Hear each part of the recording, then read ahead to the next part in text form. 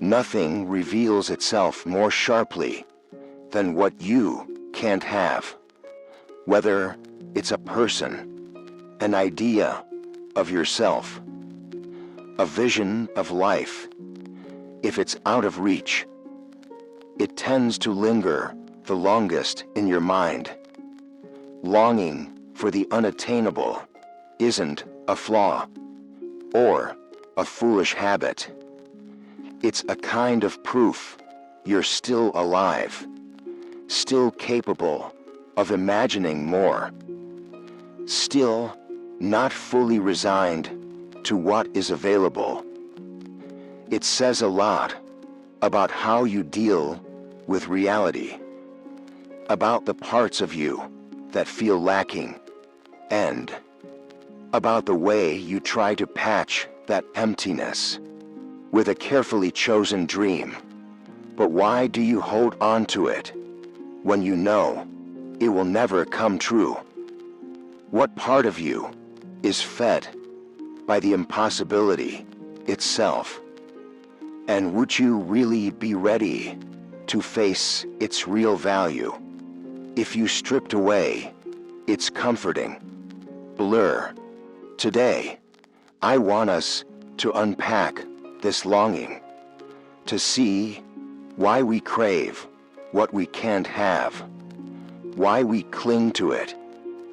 And once you see it clearly, what you might choose to do with it. Is the unattainable really that beautiful? What you can't touch easily becomes an ideal because it never has to be tested. It won't betray you, disappoint you, or reveal its ordinary side. It stays perfect because it stays impossible. At least in your mind. A person you can never have will stay beautiful in the exact way you first noticed them. A dream you never reach won't ever humiliate you with the daily failures that come from trying to sustain it. An image of yourself, smarter, freer, more admired, plays the same role. It lets you believe you're something beyond the version you have now. But here's the question. Do you really want it to become real? Or do you secretly prefer it as a mirror, reflecting what you think you lack? Most of what you long for isn't truly special in itself. It's special because it mirrors your emptiness. If you ache for someone who already has their own life, what you actually crave may not be them, but the feeling of being whole, loved, wanted, enough. If you obsess over an unrealistic career or dream life, maybe what you're really starved for isn't the job itself, but the sense that you're living your potential, that you matter, that you stand apart. You don't love the impossible thing. You love the whole it points to inside you. You hang up this mirror, stare into it, and call it desire. So who are you really longing for? Them or a version of yourself you're hoping they'll make real? Why not choose something easier? If this is so clear, why don't you just let it go? Why not choose what's reachable, sensible, within your grasp? The answer is rarely comfortable. What's easy terrifies you. A love you can actually have asks for all of you. It demands you show up as you are. Let someone see the parts you don't like. Accept the mess. Negotiate the flaws. It means you're in it. Arguments, daily chores, shared routines. the dullness that creeps in after the thrill fades. The impossible doesn't need any of that. It stays pure because you never touch it. No real person can stain it. You're never forced to show your real self.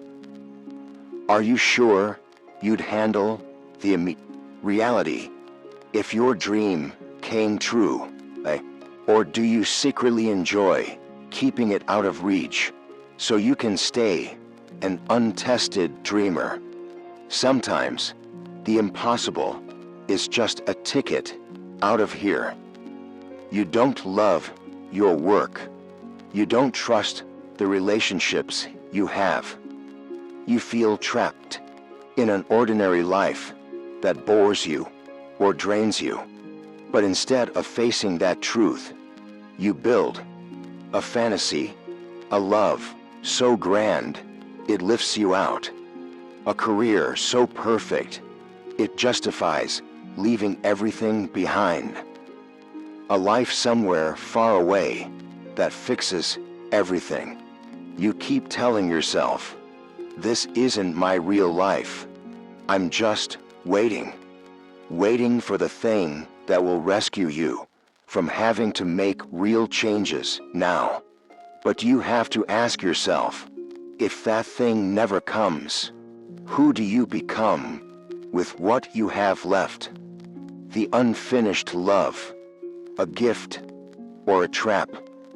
Nothing shows this better than the person you can never have. A glance, a conversation that didn't finish, a kiss that never landed, a connection that stayed just out of reach. These moments become your secret treasure. You pull them out when the present feels flat. They make you feel alive, remind you you're still capable of wanting. But they can also chain you up. They keep you from opening up to someone else, someone more ordinary, more real. But actually, here, you hold every new person up to the ghost of the impossible one. No one measures up. Can you put that ghost to rest long enough to see who's standing right in front of you? Flawed, normal, but real. Another uncomfortable question. Are you afraid of real happiness? Actual happiness is fragile. It ties you to real people who might disappoint you or leave. It asks you to invest, to care, to fix things when they break. It's nothing like the fantasy that lives untouched in your mind. The unattainable, by contrast, is immortal. It never gets messy. It doesn't ask for your work, your courage, or your sacrifice. So maybe you say you crave it, but maybe you really fear what happens if it knocks on your door and says, okay, I'm real now. Can you handle it? Could you let it go? Now you see it for what it is. The impossible isn't evil. It's human. But it needs to stay in its place. A reminder you can dream, not an anchor that keeps you from living. Ask yourself, if I lay this longing down, what do I lose? And if I do, what could I start that's more real? Letting go isn't betrayal. It's just acknowledging that this impossibility gave you a story once, but the next story can't start if you keep clinging to the old one. So, what should you long for instead? The impossible has value if you use it. It shows you the shape of what you miss. And once you see that shape, you can find real ways to fill it, not with a person you can't have, or the life you'll never live, but with something within reach. Maybe you can't have them, but you can learn to show up fully for someone else.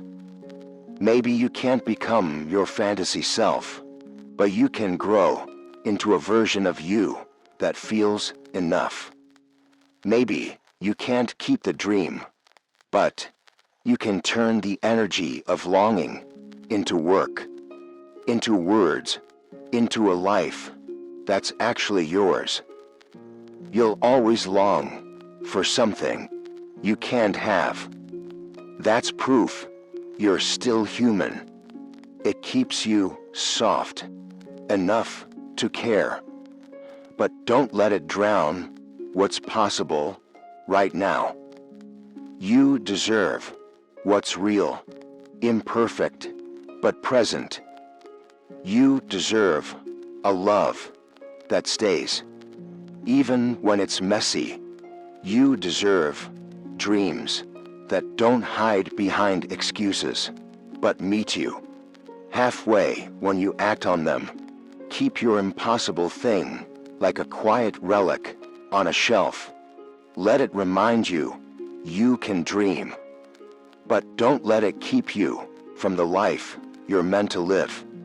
If this talk touched something in you, consider leaving a like, a share, or a subscribe. Not for the numbers, but so we remember some conversations should stay honest. Even when they're hard, keep longing, but live, too.